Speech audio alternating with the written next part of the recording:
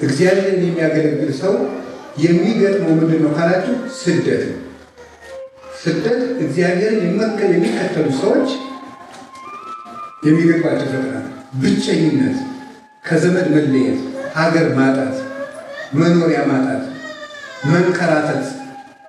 ይህ እግዚአብሔር የሚከተሉ ሰዎች ለምን እግዚአብሔር አንድ ነገር ላይሰጠን አንድ ነገር አያሳጣም?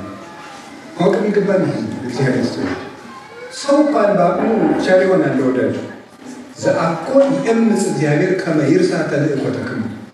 እግዚአብሔር አገልግሎታችሁን ይረሳ ዘንድ አመፀኛ አምላክ አይደለም። ለእግዚአብሔር ብለን ያጣነው ነገር ሲመለስ ብዙ ነው። አንድ ትሰጣላችሁ፣ እጥፍ ይሰጣችኋል። የምሬንም ነግራችሁ ደካማ ነገር ትሰጣላችሁ፣ ኃይል ይሰጣችኋል። የሚሞት ነገር ትሰጣላችሁ፣ ሕይወት ይሰጣችኋል። በዚህ ነው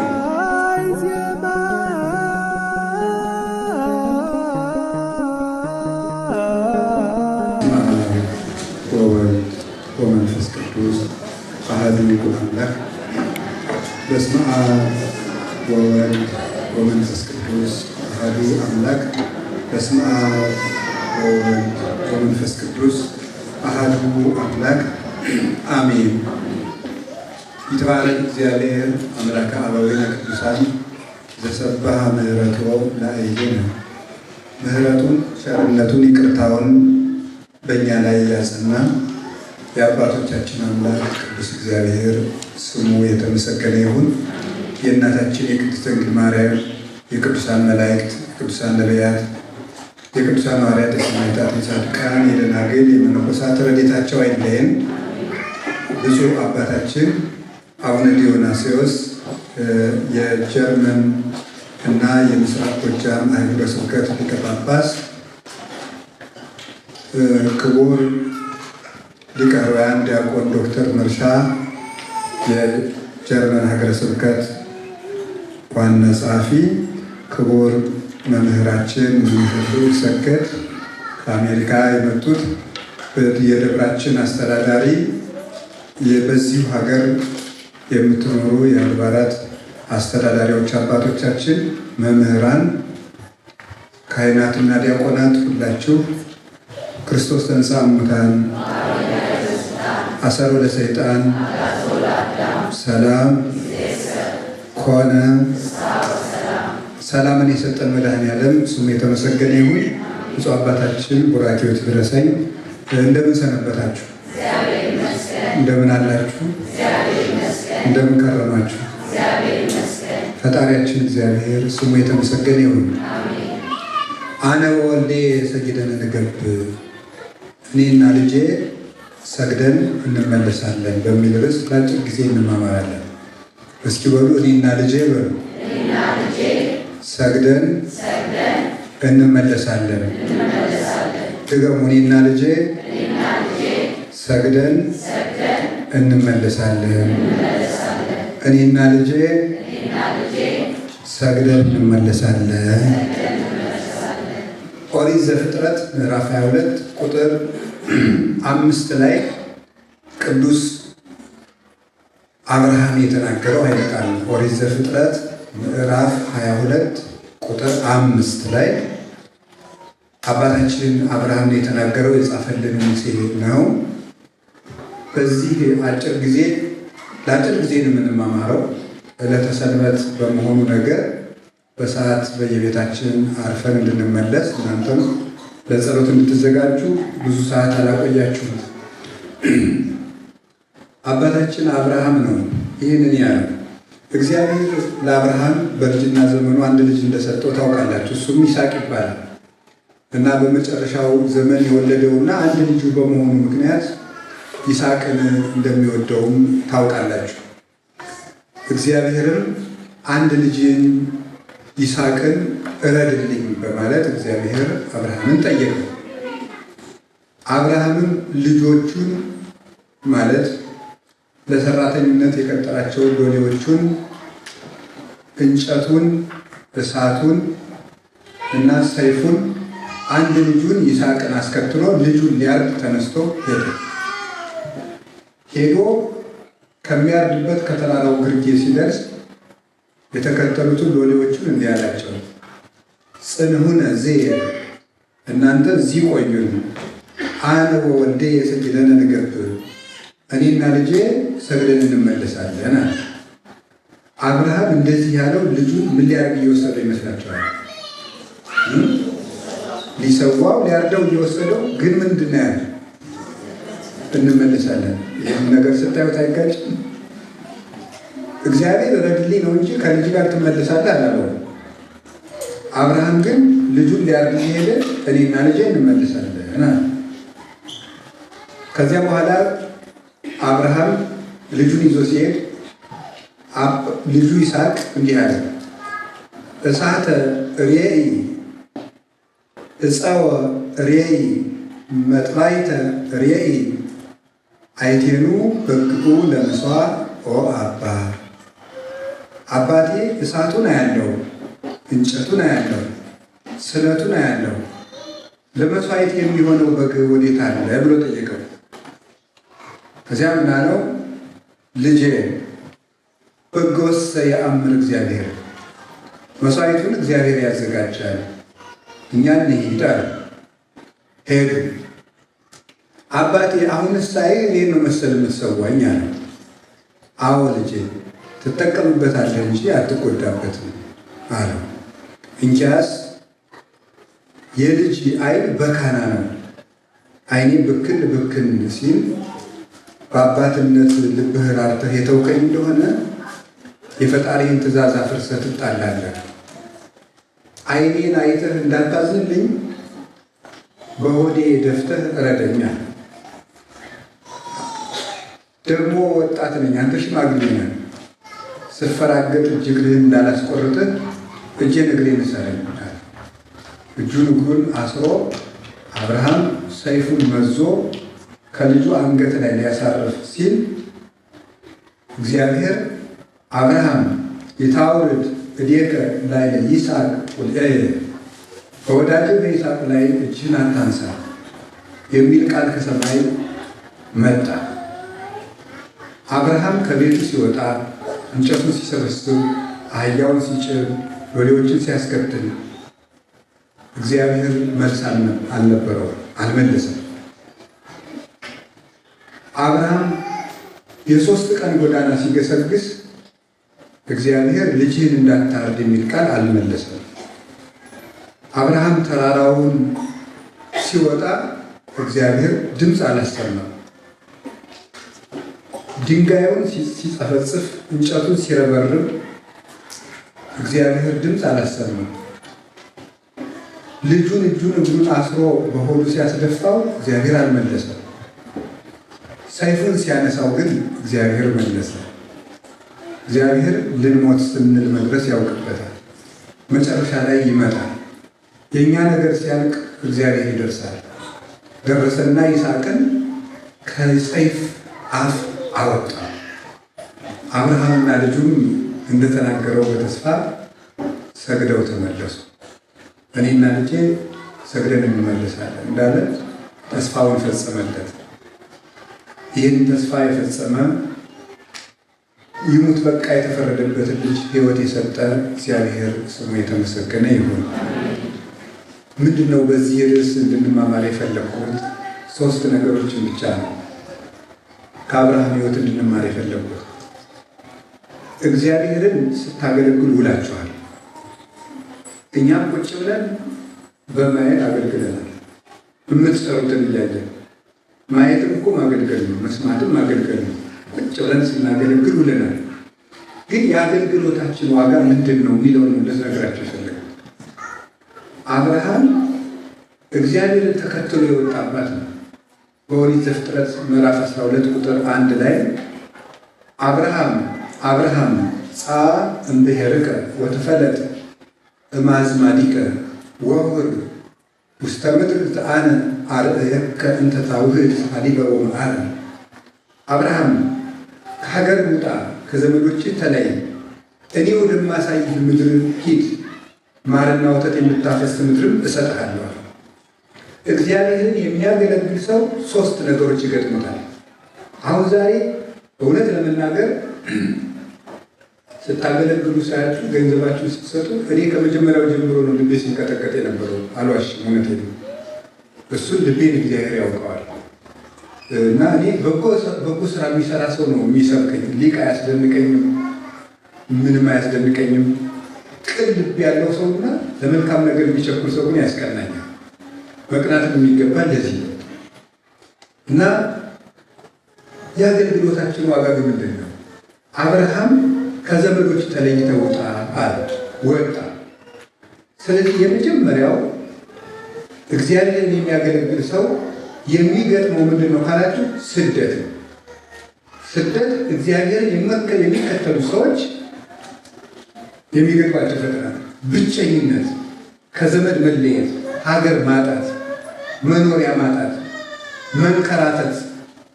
ይህ እግዚአብሔር የሚከተሉ ሰዎች ለምንድን ነው? ወፈጠረ እግዚአብሔር ክልኤተ ዓለማተ በእንቲአከ፣ እግዚአብሔር ለአንተ ሁለት ዓለም ፈጥሮልሃል። አሐዱ በአምሳለ መምህር፣ አንዱ በትምህርት ቤት አምሳል ነው። እግዚአብሔር ሁለት ዓለም ፈጥሮልናል። አንዱ በትምህርት ቤት አምሳል። ዩኒቨርሲቲ የተማራችሁ ትኖራላችሁ። ዩኒቨርሲቲ ስትማሩ እየተመቻችሁ የተማራችሁት? የዚህ ሀገር ዩኒቨርሲቲ አለ። የኛ ሀገር ግን ወጡ ይባላል አይደል? ይመቻል። በበርሜል ነው የሚሰራው አንድ ላይ እንደ ብቻ ነው ያለውቀው የበላኝ ነገር እና ተመችቶት የሚማር የለም። ስመረቅ ያልፍልኛል። አንዱ እንደ እናት ቤት ነው፣ አንዱ እንደ ትምህርት ቤት ነው ይላል። ትምህርት ቤት ሰው ተመችቶት አይማርም። ከትምህርት ቤት ወደ እናቱ ቤት ለረፍት ሲመጣ ግን ይመቸዋል፣ ትንከባከባለች እናት። የእናት ቤት መንግስተ ሰማያት ነው። ይህ ዓለም ትምህርት ቤት ነው ወይ ማሪሳት ነው። ይህ ዓለም ትምህርት ቤት ነው።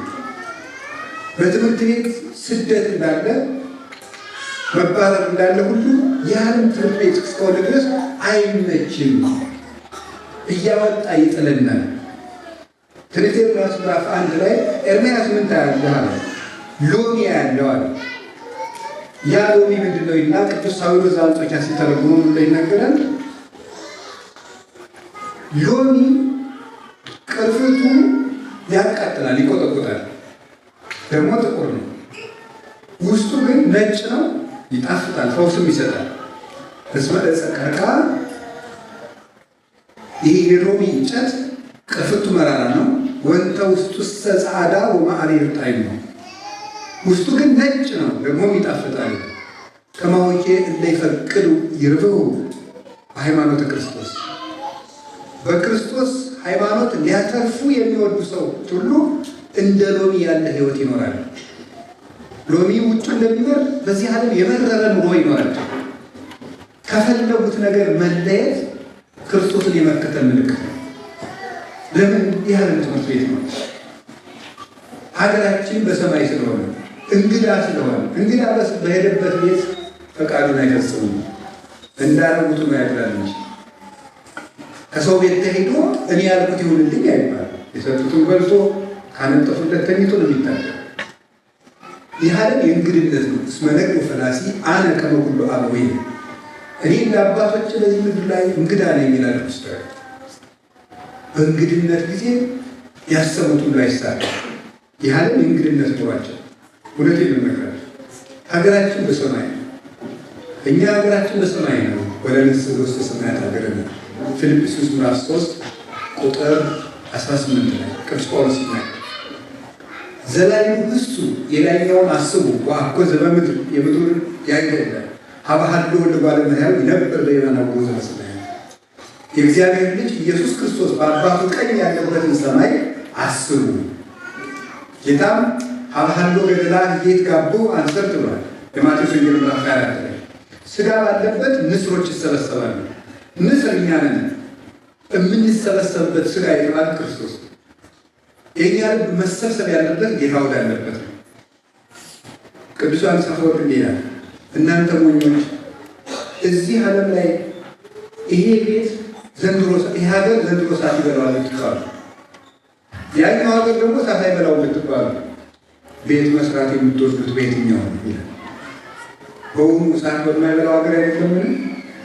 ያ በሚጠፋ ዓለም ቤት እየሰራችሁ ትደግማላችሁን? ለማይጠፋው ዓለም ድካም ነው። የእግዚአብሔር ሰዎች የማያልቅ ሀገር አለ። አይዟችሁ። በሽታ እንደሆነ ወይ ታክመው ወይ ሙተው ያርፉታል።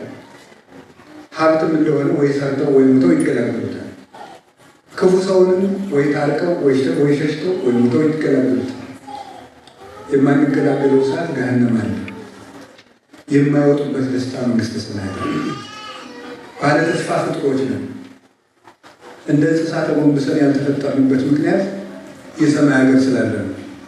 ቀና ብለን የምናየው ተፈጥሯችን ምስክር ነው የትንሣኤ ፍጡራን ለመሆናችን።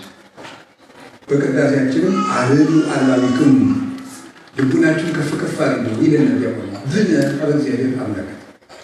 የእኛ ልብ ያለው ፈጣሪያችን እግዚአብሔር ባለበት ሰማይ ነው ብለን የምናገረው በዚህ በሰማይ መኖር ያለን እስሙ ውስጥ ቤታዊ ብዙ ማይገሩ ምዕራፍ ወጡ በአባቴ ቤት ብዙ መኖሪያ አለ ይላል።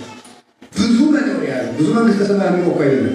በብዙ ስንት ሊጎረስ አንዱ በንባው፣ አንዱ በስግደቱ፣ አንዱ በምንኩስና፣ አንዱ በተዳሩ፣ አንዱ በሰማዕትነቱ፣ አንዱ በማስተማሩ፣ አንዱ በማስታረቁ፣ አንዱ በመጽወቱ፣ አንዱ በመመነኑ፣ አንዱ በመጽሐፉ፣ አንዱ በመደጎሱ ሁሉ በአቅሙ የሚወርሳት ዘኬዎስ በሙሉ ሀብቱ ድሃይቱ መበለቲቱ በሁለት ዲናር የምትወርሳት ድሃው በቀዝቃዛ ውሃ ባለጸጋው በገንዘቡ የሚወርሳት መንግስተ ሰማያት ጴጥሮስ በመረቡ የሚወርሳት ማቴዎስ በሙሉ ሀብቱ የሚወርሳት ሁሉ እንዳቅሙ የሚወርሳት ሀገር አለች። ምቹ መኖሪያ ለዚያን የምንሮጥ እውነት ለመናገር እና ከሀገር ስለተለያችሁ የዘመዱ ናፍቆት፣ የእናት አባት ሞት፣ የትዳር አለመሳካትን ጭምር ሊገጥማችሁ ይችላል። በዚህ እና ይህ የአብርሃምን ሕይወት እየኖሩ ነው ብላችሁ ማሰብ ያለባቸው። የአብርሃም ሕይወት እንዴት ነው? ጌታዬ ጸለይኩ፣ ጾሙ። አንዳንዱ ለምን ወደ ሀገር ያትመልሰኝ ልትሉ ይችላላችሁ። አንዳንዱ እንዴት እናቴ ሳላያት ትሞታለች። አንዳንዱ ደግሞ ከሚስቱ ከባሉ ሳይገናኝ ይሞታል። አንዳንዱ ማግባት እንዳቀለም ይመሽበታል። ይሁን እንግዶች አይደለንም እንዴ? በዚህ ምድር ላይ መንገደኞች እኮ ነው። መንገደኛ ከቤቱ ካልደረሰ ምን ረፍት አለው? የእኛም መንገደኞች ነን። የምንደርሰው መንግስተ ሰማያት ስንደርስ እና ደስተኞች መሆን አለብን። ጉዞ ላይ ነን ወገኖች። ያንን ነው የምንማረው። ሁለተኛው የምንጠየቀው ጥያቄ ምን ይመስላችኋል? ከእግዚአብሔር የተነገረን ተስፋ አልፈጸም ይላል። ዋናው ችግር ደግሞ እሱ ነው። ከእግዚአብሔር እንደተሰበክ ነው አልሆን ይላል። እግዚአብሔር ሁሉን ይችላል። ምዕመናን አንኳኩት ከፈትላቸዋል ተብለን ተምረናል። እኔም ሰምቻለሁ። አንዳንድ ጊዜ ግን ተዘግቶ ዝም ይላል። የዚህ ጊዜ በእግዚአብሔር ማኩረፍ እንጀምራለን። ወይ እግዚአብሔር ጠልቶኛል እንላለን፣ ወይ ደግሞ እኔን አይወደኝም እንላለን። ዲያብሎስ ተንኮለኛ ስለሆነ አብርሃምን እግዚአብሔር እንዳለው ታውቃላችሁ። ማርና ወተት የምታፈስ ምድር እሰጥሃለሁ። አብርሃም ሲመጣ ግን ማርና ወተት የምታፈስ ምድር አግኝቷል? እንኳን ማርና ወተትና የምታፈስ ምድር ያገኝ የዕለት እንጀራቸው ግብፅ ሲወርድ አልሰማችሁም እንዴ? ሰምታችኋል። ፍልስጤም ሲሰደድ አልሰማችሁም? ይህ አይቀርም በመጽሐፍ እንደ አንዳንድ ምዕመናን እኔ በግልም ለምክር ሳገኛቸው እግዚአብሔር በቃ የቅዱሳን አምላክ ነው የኔ አምላክ አይደለም መሰል ይላል። እነሱ ነገር የሰማ የሚል እኮ አነበሩ ገድልም ተማሩ። ለእኔ ግን የሚመጣው መቼ ነው? እንዳሰብ ነው አይደለም። እግዚአብሔር የሚጠቅመንን ያውቃል። እናት እኮ ልጇን ጡት የምትከለክል እንደው ሰልችተው አለ ይሰለቻቸዋል። የዛሬዎች እናቶች አላውቅም፣ የድሮ አይሰለች እንዲሁ አሁን እኔ ለራሴ ሳድግ ከጓደኞች ጋር እናቶቻችን ገጠር ውሃ ቀርተው ሲመጡ ውሃውን ገና እናቶቻችን ሳያወርዱ ተጎንብሰው እየጠባን ያደሩ ትልቁ ነው ሁሉ ማለት ነው። ትልቁ ነን ምን ይላል እየተባለ ሁሉ ጣሙን እየተናገርን ያደሩ እንኳን ሊሰለችን ማለት ነው። አላ እናቲቱ እኮ ጡት የምትከለክለው አሁን እንጀራን የምትበላ ብላ አሁን ትልቅ ምግብ ያስፈልጋል ብላ ሌላ ምግብ ስትሰጠው ስትፈልግ ልጅ አድገሃል ትልቅ ነህ ያንተ ወተት አለብህ አንተ እንግዲህ አጥንትን ትቆረጥም አልገልኛ ልጅ እኮ ስትለው ጡቷን መራራ ትቀባበታለች። እንዲተወ እግዚአብሔር አንድ ነገር ላይሰጠን አንድ ነገር አያሳጣንም። ማወቅ የሚገባን እግዚአብሔር ሰው እንኳን በአቅሙ ቻል ይሆናል። ለወዳቸው ዘአኮ ይእምፅ እግዚአብሔር ከመ ይርሳ ተልእኮተክሙ እግዚአብሔር አገልግሎታችሁን ይረሳ ዘንድ አመፀኛ አምላክ አይደለም። ዕብራውያን ምዕራፍ 6 ላይ ክርስቶስ ሲናገር ዘተደክምክዎሙ ለቅዱሳን ወአቢ ትትለአኩሂ ቅዱሳንን ያገለግላችሁትን አገልግሎት እንግዲህ ወዲህም የምታገለግሉትን አገልግሎት ይረሳ ዘንድ እግዚአብሔር አመፀኛ አምላክ አይደለም። ሰው እንኳን ደግ ነው ይባላል። ከእናንተ መካከል ልጁ ዳቦ ቢለምነው ድንጋይ የሚሰጣለን? ከእናንተ መካከል ልጁ ዓሣ ቢለምነው እባብ የሚሰጣለን? እናንተ ክፉዎች እናንተ ስትሆኑ ለልጆቻችሁ በጎ ማድረግ የምታውቁ ከሆነ እናንተ እምነት የጎደላችሁ የሰማይ አባታችሁን እንዴት አብዝቶ በጎ ያደርግላችሁ ብሎ ስንጸልይ እግዚአብሔር ምንድን ነው ያለው? ምን በሉ ነው ያለው? እናንተ ስትጸልዩ ምን ብላችሁ ጸልዩ ነው ያለው? አባታችን ለምን ይመስላችኋል? አባታችን ሆይ በሉኝ። ስንጸልይ ምኑ ትዝ እንደሚለን እንዲለን ይመስላችኋል? አባታችን እንደሆነ እንድናስብ። ለልጁ የማያስብ አባት አለ? እግዚአብሔር ጌታ ብቻ አይደለም፣ አባት ስለሆነ አስብላችኋለሁ ማለት ነው። እግዚአብሔር አባታችን እንደሆነ እርግጠኛ ከምንሆንበት ጊዜ በላይ ደስ የሚል ጊዜ የለም። እግዚአብሔር አባታችን ነው፣ ቅርብ ሩቅም አይደለም፣ ከእኛ ጋር የሚኖረው እና አንዳንድ ጊዜ ገድለ ተክለ ሃይማኖት ያነበበ እንዲህ ያገኛል፣ የቅድስት አርሴማ ሱባዔ የገባ እንዲህ ያገኛል፣ ዮሐንስ ወንጌል የደገመ እንዲህ ያገኛል፣ ዳዊት የደገመ እንዲህ ያገኛል ተብሎ እንሰበክና ግን ምንም ጠብ ያለ ነገር የለም። ለምን ይመስላችኋል ሲባል ጊዜው ገና ስለሆነ እግዚአብሔር እኛ ባሰብነው መንገድ ስለማይሰራ እሱ በወደደው እንጂ አብርሃም ማርና ወተት የምታፈስ ምድር አልተሰጠውም። የተሰጠው ከ400 ዘመን በኋላ በልጆቹ ነው። በልጆቹ ነው ያገኘው፣ በራሱ አላገኘም። ስለዚህ ተስፋን እንደጠበቅነው አለማግኘት ከእግዚአብሔር ጋር ሊያጣላን ይችላል እንጂ ሁላችን ከታገስን ግን በረከቱን አናጣው፣ መልሱን እናገኘዋለን። የምትፈልጉትን ነገር ለማሳካት ብላችሁ ክርስቲያን አትሁኑ። እውነቴን ነው የምነግራችሁ። እግዚአብሔር ያሰበልኝን ኑሮ እኖራለሁ ብላችሁ እስራት ካሰበላችሁ ተቀበሉት። ማጣት ካሰበላችሁ ተቀበሉት። መነቀፍ ካሰበላችሁ ይሁን። በእግዚአብሔር መነቀፍ ውስጥ የማይቆጠር እጥፍ ድርብ ምስጋና አለ። ያንን ማሰብ ማርና ወተት የምታፈሰው ምድር ለማግኘት ሁልጊዜ ክርስቲያኖች በተለይ የኢትዮጵያ ኦርቶዶክስ ተዋሕዶ ቤተክርስቲያን ምዕመናን በጎ ለማድረግ የማትታክቱ ናቸው። እውነት ነው። ግን ያን በጎ የማድረጋችሁን ዋጋ የታል ጌታ የሰጣችሁ ይላችኋል። ጌታ ሆይ እንዲህ አድርጌ ለምንድን ነው እኔ ህመም የጣልክብኝ? ለምን ልጄን በሽተኛ አደረግ? ለምን እንዲሆነብኝ? የሚል ይፈትናቸዋል። የተስፋውን ምድር ወዲያው ማግኘትና መውረስ አትፈልጉ። አንዱ እሱ ነው። ሁለተኛው እግዚአብሔርን ስንከተል እግዚአብሔር ምን ይጠይቀናል መሰላችሁ? የምንወደውን ነገር ያሳጣናል። የሚያስደንቀው እሱ አምጡ ይላል። የምንወደውን ነገር እግዚአብሔር አብርሃም ከይስሐቅ በላይ የሚወደው ነገር የለም። ልጅህን ምን አለዋል? ሰዋል። የምንወደውን ነገር ያሳጣናል። የምትወዷትን እናት ልጥቅ ያደርጋችኋል ሳታስቡ። የምትንሰፈሰፉለት አባታችሁ ድንገት ጥሏችሁ ዝም ይላል። በጣም የምትወዷት ሚስታችሁ ድንገት ይሄዳል። እጅግ የምትወዱት ባል ይሄዳል።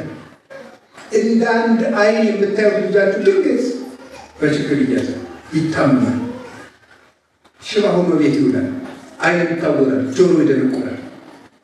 እጁም እግሩም አይኑም ጆሮውም አንድ ላይ ሊጠፋ ይችላል፣ ሊሞትም ይችላል።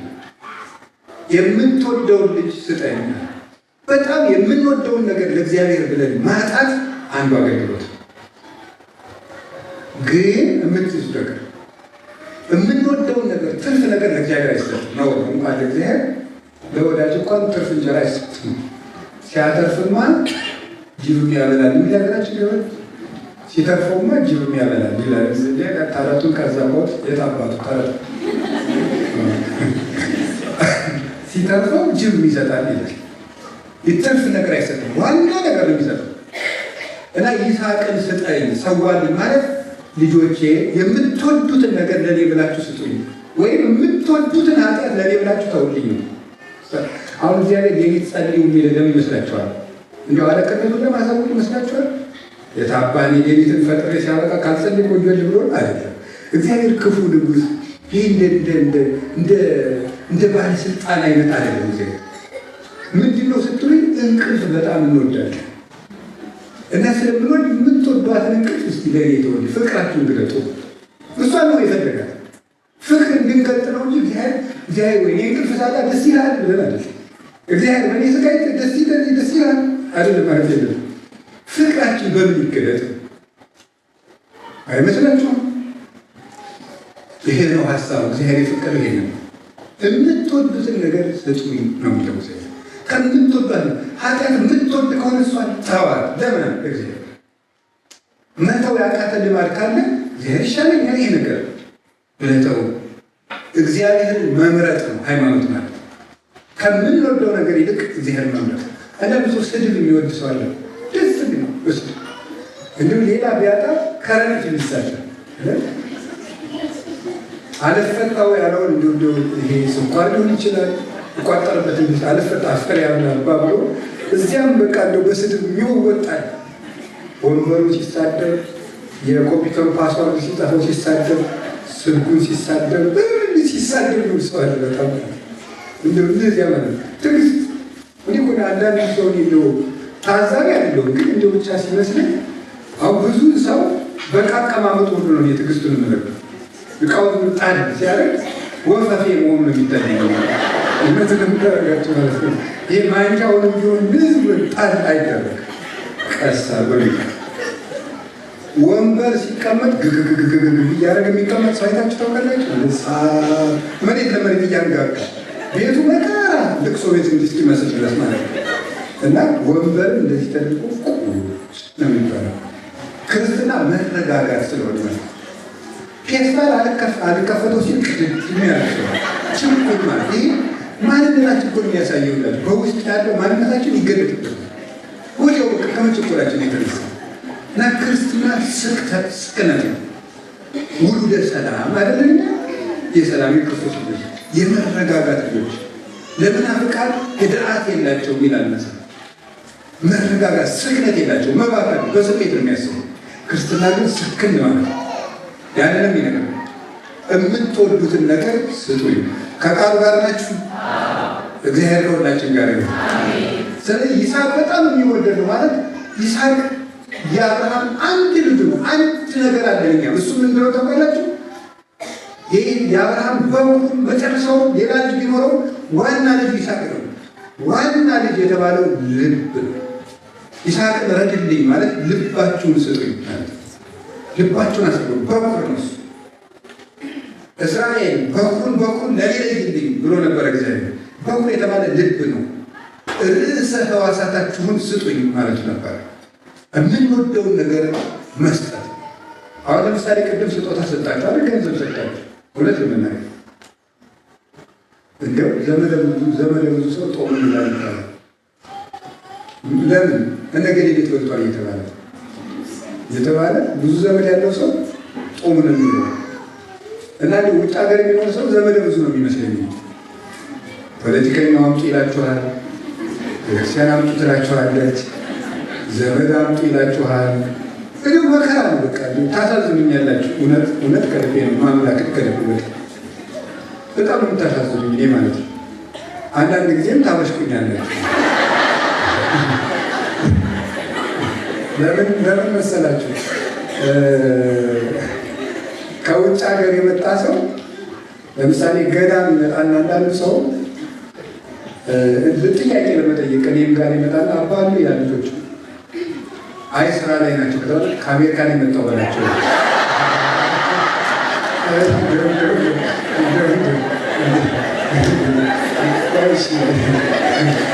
እና አላችሁ እግዚአብሔር ይሁን እና ከአሜሪካ እንዲሁ ከየት ስለምናት ነው ክርስቲያን መሆናችሁ የሚያስከብራችሁ እንጂ ከአውሮፓ ነው የመጣው ከምናምን ነው የመጣው። ሲጀመር የእኛ ሳይኮሎጂ ራሱ ለብር ብለን የምንከባከብ እንደሆነ የመሰላችሁ ትሸውላለሁ። እኔ እንደዚያ ያለን ሰው ቀድሜ በር የምዘጋው መልካም የማደርግለት ለገንዘብ ብዬ ከመሰሉት ተብላችኋል። ደግሞ ስለ እናንተ የሰጠውን ቁራሽ እግዚአብሔር ለእኛ የሰጠን ስጋውን የሰጠን አምላክስ እንጀራ ይነሳናል አይነሳናል? በእውነት ግን ከአሜሪካን የመጣው ከአውሮፓን የመጣው የሚለውን በቅንን ተርጉመው ስንል ደግሞ ተመልሼ መምጣት እድል የለኝም እቸኩላለሁ ተብሎ ይተረጉማል። አስቲ ቅንኑንና ለራሳችሁ ታጨበጭባላችሁ። እግዚአብሔር ይመስገን፣ እግዚአብሔር ይመስገን። ያው ስብከቱን ሳቃ ያድርግብን። ሁልጊዜ እንደዚህ ደስ ይበላችሁ። ስለዚህ ጌታችን ኢየሱስ ክርስቶስ በብሉይ ኪዳን ያስተማረን ዋና የምትወዱትን ነገር ስጡኝ። ስለዚህ አሁን የምትወዱትን ነገር ስታጡ ምን ትላላችሁ? እግዚአብሔር ይመስገን በሉ እንጂ አንዲት ልጅ ብትወልዱና ያችሁ ሙሉ በሽተኛ ብትሆንስ እንጂ። ምክንያቱም ይስሐቅን ምን በልልኝ ብሏል? አንድ ልጅ እንስጠኝ ብሏል። የተጋባችሁለት ሙሽራው ቢሞትስ? ሙሽሪት ከሙሽራው ላይ የምትወደው ነገር አለ? የለም። እግዚአብሔር ይመስገን። ሙሽራይት ብትሞቱ እግዚአብሔር ይመስገን። በጎ ነገርን ለእግዚአብሔር ብሎ የምንወደውን ነገር ማጣት እሱ ምን ይባላል? እግዚአብሔርን መከተል ማለት እሱ። እግዚአብሔርን ስትከተሉ የምታጡት ነገር አለ፣ እሱ ነው። ወደ ሶስተኛው ጉዳይ ልውሰዳችሁ። ሶስተኛው ጉዳይ ምንድን ነው? ለእግዚአብሔር ብሎ መቁሰል ይባላል። አንድ ጥያቄ ጠይቃችሁ። አብርሃም ምንድን ነበር ያለ? እኔና ልጄ በእሱ ረሳችሁ ት እኔና ልጄ ሰግደን ምንላለን እንመለሳለን።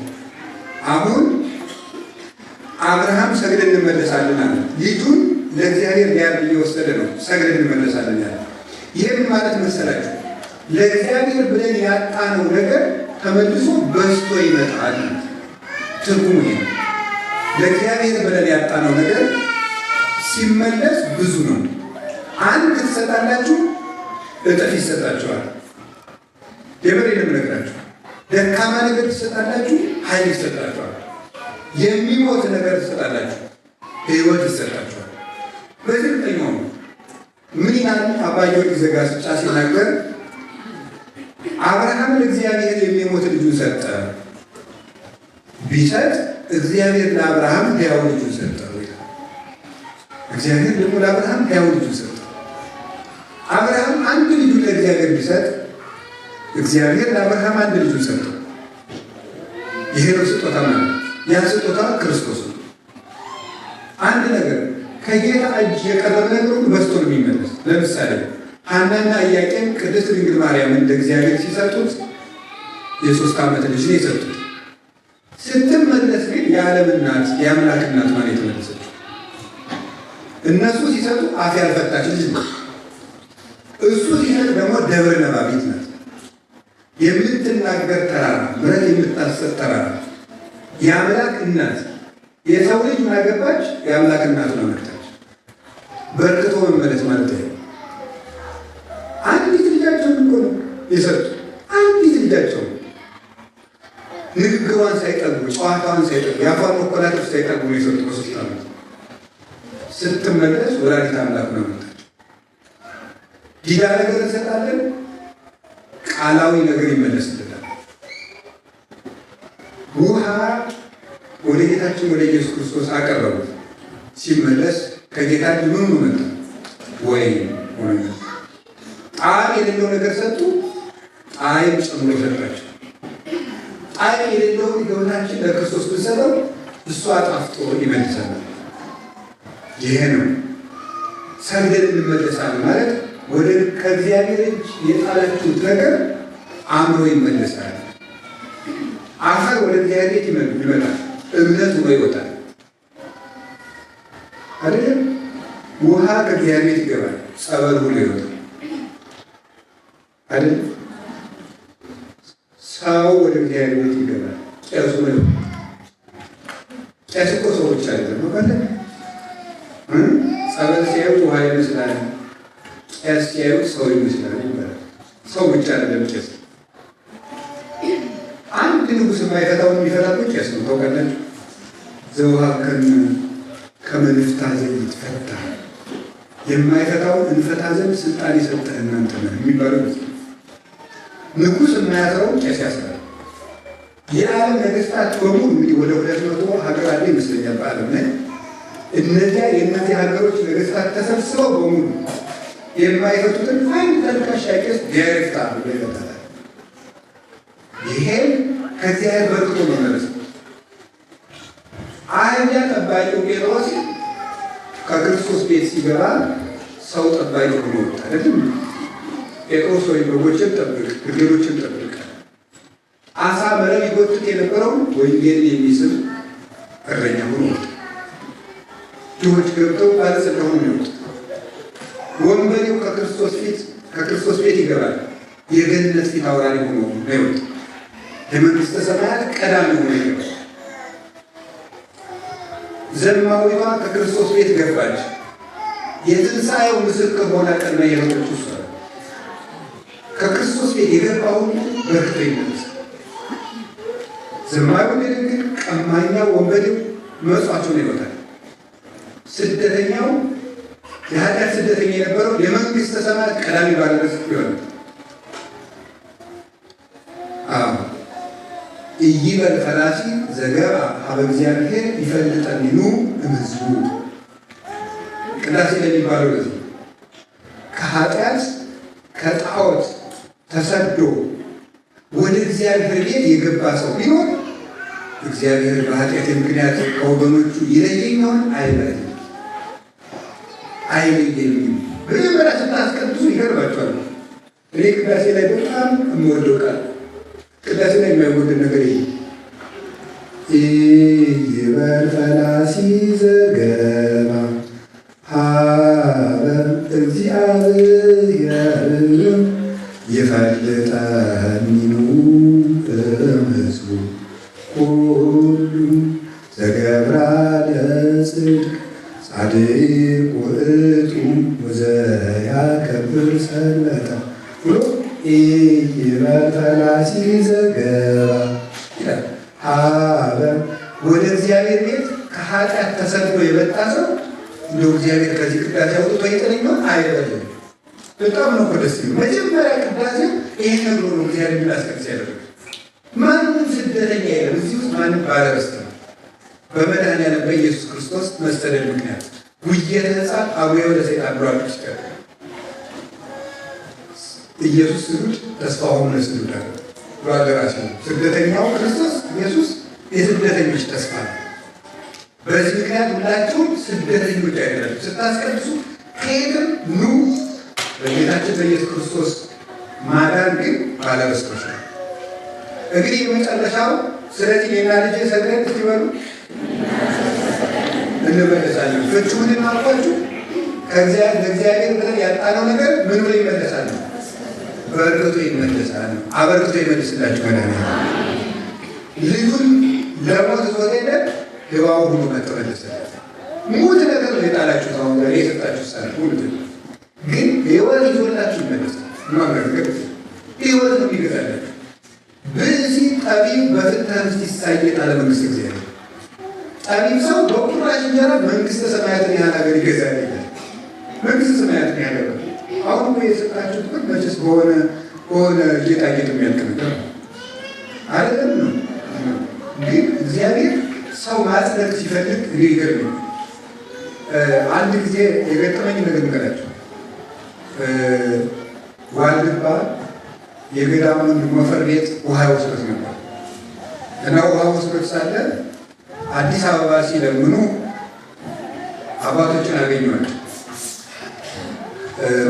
በአጋጣሚ እኔ አሁን ሳሙኤል ልጅ ነኝ እና እዛ ሲለምኑ እግዚአብሔር ፈቅዶ አገኙኝና እኔን አላወቁኝም። አይ ለሚያስተምሩት መምህር ንገሯቸው ብር እንዲለምኑ ይላል እና እኔ እነዚህ አባቶች እንዲህ ያሉ መነኮሳት ናቸው ብዬ ብር ለምኑ መጨረሻ ላይ አባቶች ምን አሉ መሰላችሁ? አይ እንደው አቡነ ሳሙኤል ቤታቸውን ራሳቸው ይሰሩታል፣ ግን ልጄ ከበረከት አይቅርበት ብለው ነው በዚህ ቀን ስትገኝ ያደርጋል።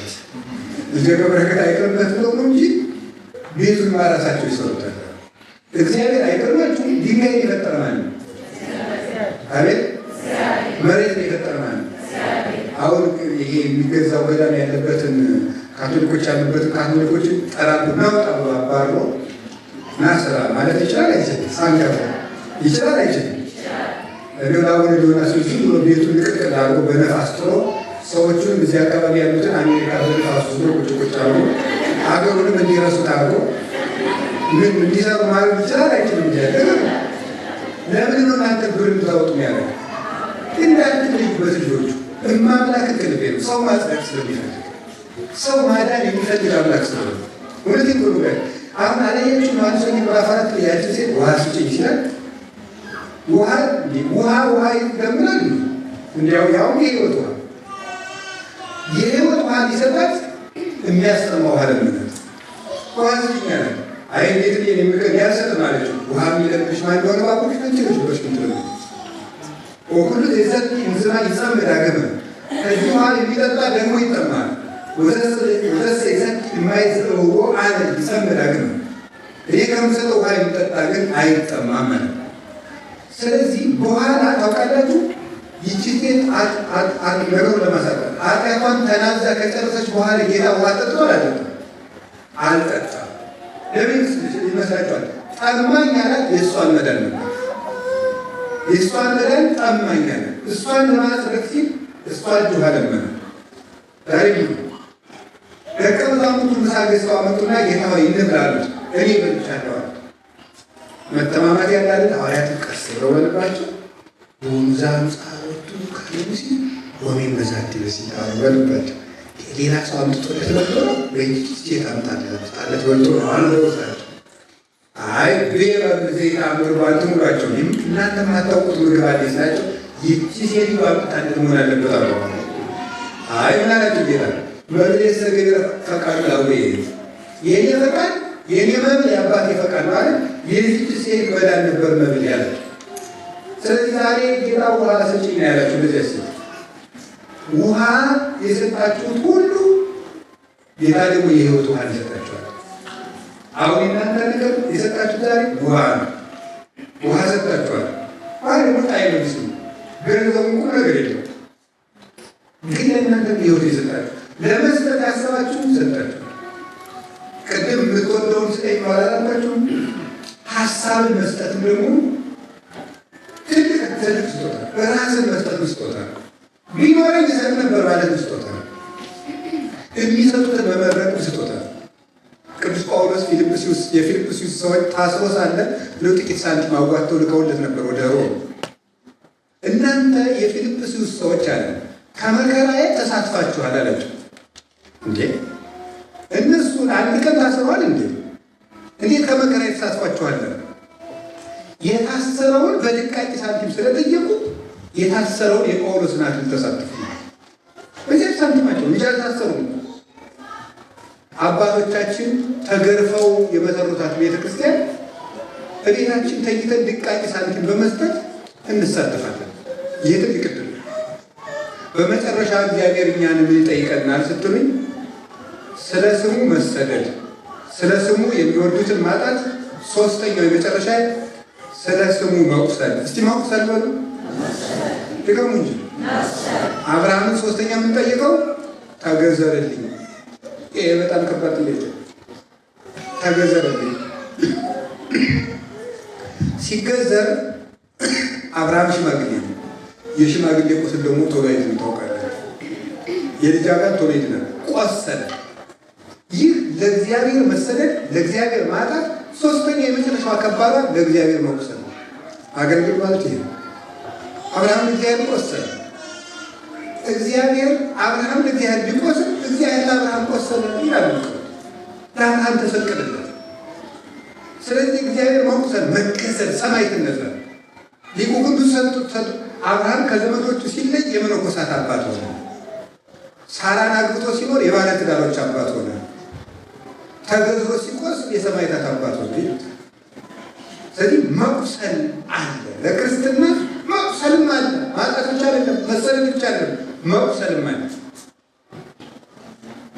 እንደነ ቅዱስ ጊዮርጊስ እንደነ ቅዱስ መርቆሬዎስ እንደሌሎችም መቁሰል አለ። ለእግዚአብሔር ብሎ መቁሰል፣ እሱም ደግሞ በረከቱ ነው ይመለሳል። አብርሃም ቢቆስል እግዚአብሔር ቆስሎ የተሰቀለለት ብያቸዋለሁ። እስኪ አንድ ጥያቄ ልጠይቃችሁ። ለእናንተ መቁሰል ምንድን ነው? መቁሰል ምንድን ነው? ለእግዚአብሔር መገረፍ። ዛሬ ይህን ርዕስ የመረጥኩት አንደኛ ከርዕሳችን ጋር ስለሚገናኝ፣ ሁለተኛ የኢዮብ ረፍት ነው። ዛሬ የጻድቁ ኢዮብ ግንቦት 2 ቀን ነው ረፍቱ። እግዚአብሔር ኢዮብን መጽሐፍ ቅዱስ ሲያመሰግነው ምን እንዳለው ታውቃላችሁ? ወሃሎ አሃዱ ብእሲ ዘስሙ ኢዮብ በሀገር አውሲጢት ጻድቅ ወንጹህ ወፈራህ እግዚአብሔር ወራት ጥመት የሌለበት ቅን፣ ሐሰት የሌለበት እውነተኛ፣ ኃጢአት የሌለበት ንጹህ ይለዋል መጽሐፍ ቅዱስ። ጥመት የሌለበት ቅን፣ ሐሰት የሌለበት እውነተኛ፣ ኃጢአት የሌለበት ንጹህ ወይትጋዝም ኩሉ ኃጢአት እምልቡ ከልቡ ከሁሉም ኃጢአቶች የተለየ ሰው ነበር ይላል። ማለት ነው።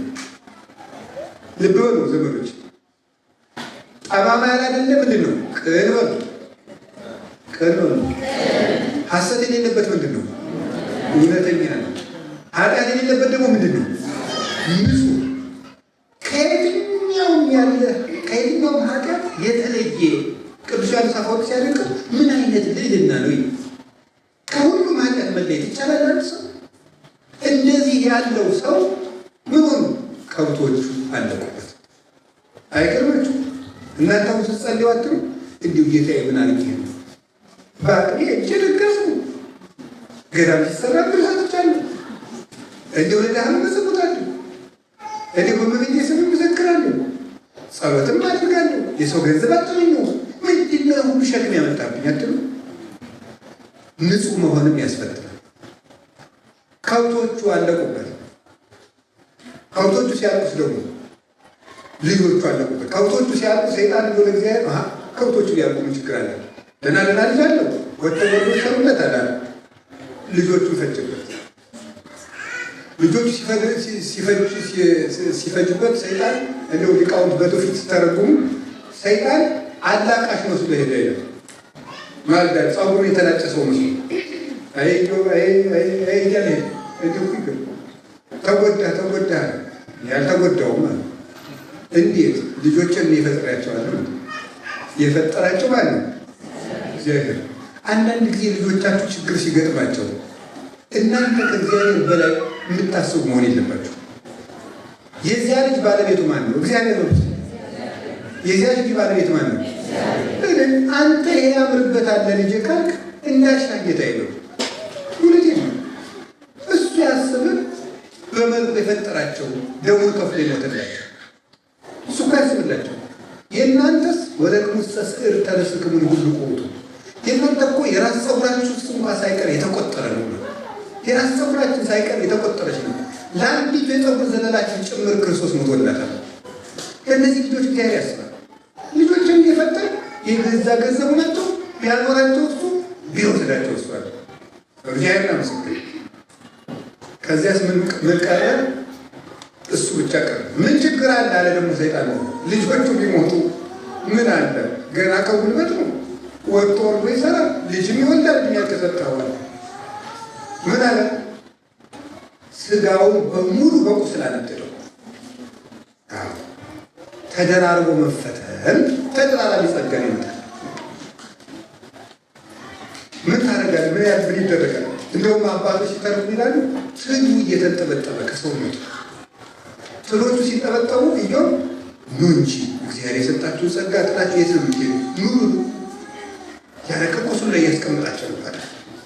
እግዚአብሔር ይመስገን ይላል። ከዚያ ሳ ደግሞ አስታማሚ ሰለቸው። ታሪክ ሲተረጉት ቀላል ነው፣ ሲቀበሉት እንጂ አስታማሚ በአስታማሚ እንደመሰልችት ያለዳል የለም። ለእሱ እንጀራ ልመና ስትንከረተቱ ላ ትመጣለች። የምታቀርብለት የላት ስትገባ ቁስሉ ይሸታል፣ ትቸገራለች። አንተ እግዚአብሔር ከዚህ በላይ ምን ሊያደርግልህ ነው? ለአንተ ያልሆነ እግዚአብሔር ለማን ሊሆን ነው? እንዲሁ እናንተ ቤተክርስቲያን ላይ ስትመላለሱ ጊዜ ባልና ሚስቱ ናችሁ፣ ሰንበት ተማሪው ናችሁ የኖራችሁ ቤተክርስቲያን ስትመላለሱ ምናልባት መካን ስትሆኑ ሰው ለእናንተ ያልሆነ እግዚአብሔር እንዲሁ ለነገድ ያልሆነ ይላል ወይ? ልጅ እግዚአብሔር ነው። ልጅ የሚጠቅም ከሆነ ጊዜ ይውላችሁ ልጅ የማን መልክ ይመስላችኋል? እኔ ብዙ ጊዜ ይገርመኛል። ሕፃን ልጅ ለምን እንደሚወደድ ታውቃላችሁ? ግን እኔ ራሴ አሁን ሕፃን ልጅ ሳይ በተለይ ሁኔታ ይመስጡኛል። ሕፃናት በቃ እንደው አቅፋቸው ይለኛል። ለምን ይመስላችኋል? እንኳን የእኛ ልጆች እንዲሁ የሌላ ሃይማኖት ልጅ ደስ የሚለው ልጅ ለምን ይመስላችኋል? ጌታ ምስጢሩን ነግሮናል። ሴቶች ምጥ ሲያዙ በጣም መከራ ነው የሚያዩ ይባላል። እውነት ነው አይደል? እንዲሁም ምጥ ሲይዛቸው እንዲሁ ሲጋቡ የነበሩ ሽማግሌዎች ሁሉ የሚያጠሯቸው ይባላል። በምን ቀን ነው ያጋቡኝ ብለው ማለት ነው። እውነት ነው ይባላል። እንዲሁ ከዚህ ከጎን አጥንት በጣም ብዙ ሲሰበር የሚሰማንን ያህል ነው ይላሉ ሐኪሞች። ደግሞ የዚያን ያለ የሚሰማቸው ይባላል። በአንዳንድ ጊዜ ባሎችም ምጡን የሚቀምሱት በሆነ ነው እንዲያዝኑላችሁ።